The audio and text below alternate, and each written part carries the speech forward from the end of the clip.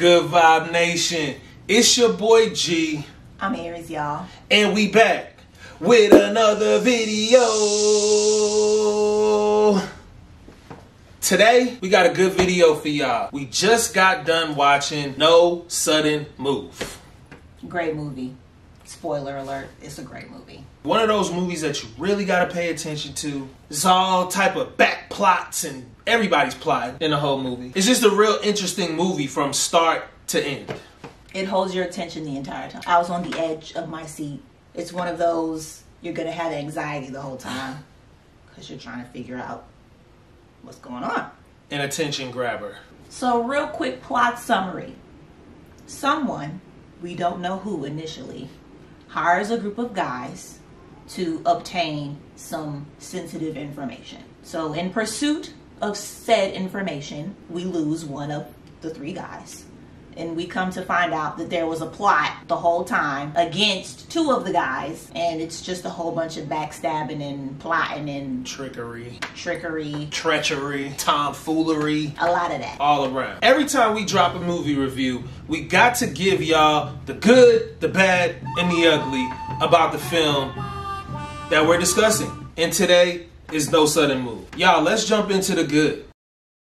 A lot of good in this movie. A whole lot of good. What's your good? We'll start with your good. The star-studded cast. It's so amazing when you get all these like great actors on to one screen. I always appreciate it. Who we got? We got Don Cheadle, and I love Don Cheadle. Except in when he's playing the Iron Man's sidekick. Wait!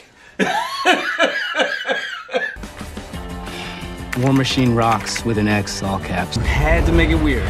I'm sorry, y'all. I don't understand Don Cheadle in any of the Marvel movies. I don't get it. That's just me. He's like a 67-year-old action hero. But anyway, we love Don Cheadle. We got Benicio del Toro, y'all. Ray Liotta. Macaulay Culkin's brother, Kieran Culkin. Brendan Fraser. And yo, he is like super big, like Brendan Fraser, like. I almost didn't know who he was. Seriously, he gained a lot of weight. I thought it was a fat suit. I was like, why did they make him wear a fat suit? Was it relevant for the role for him to be fat? I don't know. John Hamm was in this movie. Bill Duke, y'all. You remember Bill Duke from Menace to Society? You know you done up, right? You know you done up, man. With a great performance. A lot of great performances in this movie. And then, out of nowhere, we get like this super huge A-list cameo by Matt Damon. I was like, man, it didn't tell me in the credits that Matt Damon was in this movie. I'm sold. Have you ever seen a bad Matt Damon film? Does one exist? No. Not at all. We'll have to pull up IMDb to see. But I'm pretty sure if Matt Damon has been in a film, it's been a good film. It's going to be a good movie. Exactly. If you all follow our movie reviews, you know lately we have been upset with the writing rooms. We're real movie critics, y'all, okay? We're real critics. Exactly, for real. You're not lying. We're the fan, we're the consumer, so we have a right to give our opinion about a film that we're interested in watching. Bam, bam, bam, bam, bam. So anyway, these writing rooms, their pen game been slipping a little bit, but not with No Sudden Move. This movie's writing was A1. It was impeccable. I liked it. It was great. Y'all, it's one of those like thriller type of like you said, edge of your seat type of movies that has so many plot twists, like right when you think you know what's gonna happen or you think someone is gonna get away with the scheme that they're trying to pull off, the least expected person comes out and bang, kills them. That's a good storyline when you can't follow what's gonna happen. That was me. I couldn't follow, but in a good way. I was lost in a good way because it had me engaged and I wanted to know, okay, so what's really going on? Like, I think it's going to go this way, but then flip the switch. Exactly. And that's what the movie did from the beginning until the end. Don Cheadle and Benicio del Toro were like the two main people on the screen throughout the entirety of the movie, and they did a great job together. They did a great job together, y'all. It was a really good movie. They played off of each other well. So the movie is set in Detroit in the 50s.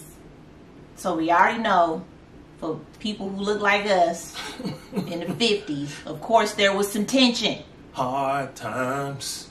So the relationship between Benicio del Toro, who I believe is playing an Italian, I'm assuming he's Italian in the film, and Don Cheadle's character, who is clearly African American. There's some tension between the two of them. Yes, it was very contentious. Racial tension. Yes.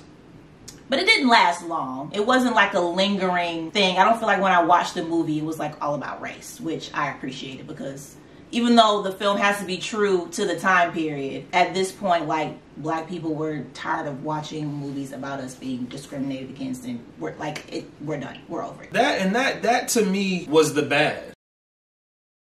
There wasn't really a lot of bad in this movie. Like, just to be honest, y'all, like, I'm not gonna sit here and make up something bad when there wasn't really anything bad. If I'm nitpicking, that would be one of the things that was bad to me. Just the fact that Benicio del Toro, like, didn't want to sit in the car next to Don Cheadle. He called him, like, Sambo. And then he, like, brushed off the seat that he had to sit on behind Don Cheadle. It was just like, come on, man. Why do we always have to see someone, like, downplaying or, like, racially discriminating on a black person in a movie? And then Benicio del Toro, he's ethnic too. So because Benicio del Toro was ethnic, does that make it okay for him to bash another ethnic man? Like, they feel like it's okay to write that into a movie because it's not a Caucasian saying those things or doing those things to an ethnic person, to a black person? That doesn't have anything to do with it. It was relevant to the time. It's the 50s in Detroit. So, like I said to start, nitpicking, y'all, it would just have to have been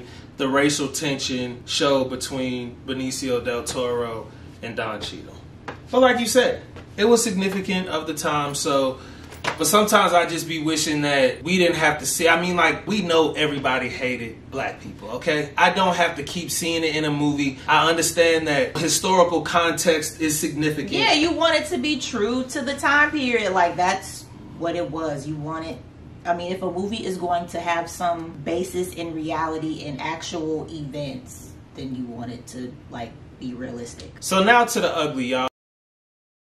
Like I said, we could barely find anything bad to say about this movie. So, like, what do you say is ugly about this movie? So maybe not the film itself, but the content that the film was addressing, the history that is in the film. Yeah. Involving the automotive industry. And them Cadillac converters. Black people. Okay, my people. It's not a Cadillac converter. That's not what it's called. What's it called, Gregory? It is called a catalytic converter.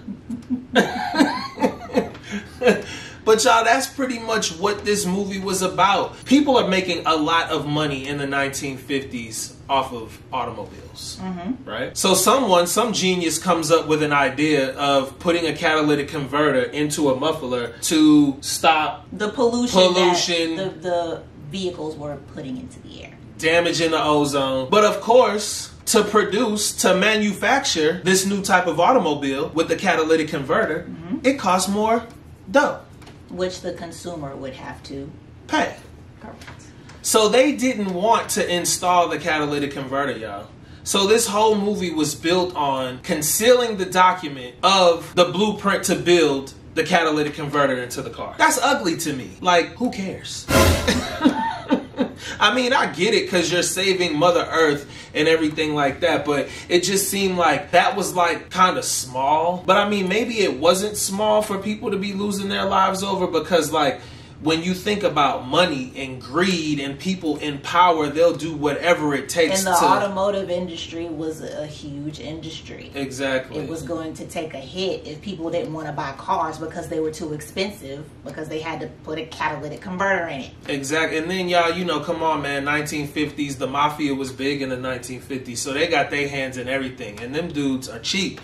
They don't want to spend no extra money, so then the mob gets involved. And everything just balloons out of control. You know, something that seems so small balloons and lives are lost. But that would be the ugly to me. And then just the fact that we had to get all the way to the end of the movie to know that the movie was about exhaust pipes and catalytic converters. It was really cryptic, y'all. Conversations like Why are you doing this? You know why I'm doing this. I don't know why you're doing this. Yes, you do. Like, can you just tell us why you're doing it? Just tell us. That keeps you engaged in the film and keeps you watching because you're like, okay, I need to figure this out. I need to know what they know. It keeps you watching. Yeah, it was good, y'all. Definitely this weekend. It's a holiday weekend, y'all.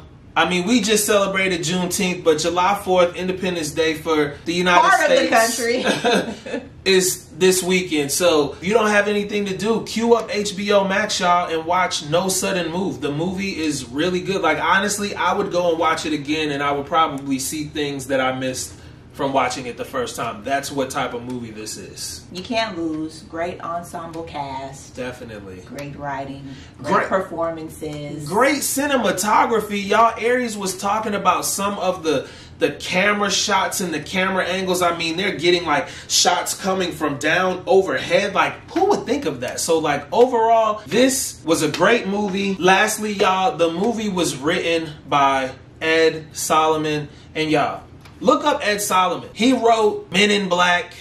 He wrote the Bill and Ted movies. He wrote that Now You See Me series. He's a good writer, y'all. Those are good movies. So that lets you know his body of work solidifies the reason why you should go and watch No Sudden Move. We hope you enjoyed this movie review. We can't really give you a lot because the movie was cryptic. So you just got to go watch it for yourself.